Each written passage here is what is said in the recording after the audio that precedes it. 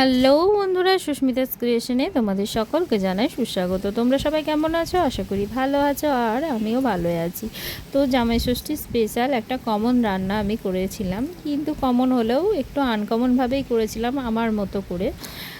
আলুর দম হয়তো ভাবছো সবাই যে কেনা জানে, কিন্তু আমার মতো করে করার জন্য একটু তোমাদের সঙ্গে আমি ইউটিউবে শেয়ার করলাম। তো কিভাবে করে নিয়েছিলাম চটপট দেখে নাও। আর হ্যাঁ, বলে রাখি, এটা কিন্তু পোলাও, ফ্রাইড রাইস বা ময়দার যে কোনো আইটেমের সঙ্গে খেতে খুবই ভালো লাগবে নিরামিষের দিন। তো প্রথমেই ডুমো ডুমো করে আলুগুলো কেটে নিয়েছিলাম। এরপরে সাদা তেলের মধ্যে নুন, হলুদ, লঙ্কা গুঁড়ো এবং চিনি দিয়ে আলুগুলোকে ভালো করে জল ঝরিয়ে ভেজে নিয়েছিলাম। তোমরা সর্ষের তেলও ইউজ করতে পারো, কিন্তু ভাজার মধ্যে যেন আলুগুলো সেদ্ধ হয়ে যায়, একটু লাল লাল করে ভেজে নিতে হবে। যদিও আমার ভাজাটা একটু বেশি হয়ে গেছিলো।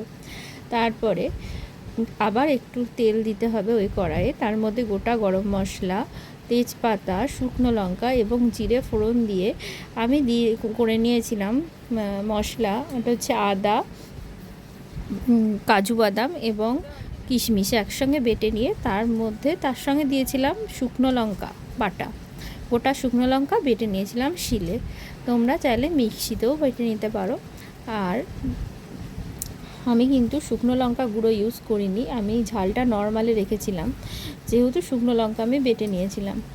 তারপরে জিরে এবং ধনে গুঁড়ো অ্যাড করেছিলাম ওই মশলাতে। নুন, হলুদ এবং মিষ্টি অ্যাড করে ভালো করে তেলের মধ্যে কষে নিয়ে আলুগুলোকে দিয়ে আর একবার কষে নিলাম। এবং ওই একটু নিরামিষ টমেটো সস ইউজ করেছিলাম কিষানের। তারপরে আলুগুলো ভালো করে নেড়ে যখন কষে আসবে তখন গরম জল করে রেখেছিলাম, গরম জলটা কড়াইয়ের মধ্যে আমি দিয়ে দিলাম এবং জলটা গরম হওয়ার জন্য সঙ্গে সঙ্গেই ফুটতে লেগেছিলো। তারপরে কমিয়ে আমি কিছু গোটা কাঁচা লঙ্কা উপর থেকে ছড়িয়ে ঢাকা দিয়ে রেখেছিলাম। এবং তারপরে মোটামুটি 10-15 মিনিট পর আমার আলুর দমটা পুরোপুরি রেডি হয়ে গেছিলো। এবং তারপরে আমি কাসুরি মেথি ছড়িয়ে পরিবেশন করেছিলাম এবং খেতে খুব অসাধারণ হয়েছিল। আর হ্যাঁ, বলে রাখি, আমি যখন আলুটা দিয়ে ঝোলটা ফুটতে দিয়েছিলাম, গ্রেভিটা, তখন একটু ঘি গরম মশলা দিয়ে দিয়েছিলাম এবং শেষে নামাবার আগে আমি শুধুমাত্র কাসুরি মেথিটাই অ্যাড করেছি। খেয়ে দেখো এইভাবে বন্ধুরা করে।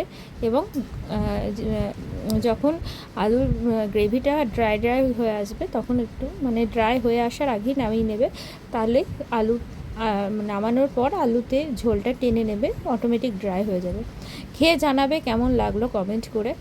এবং নেক্সট ব্লগে আমি তোমাদের যদি ভালো লেগে থাকে কমেন্ট করো, আমাকে জানিও।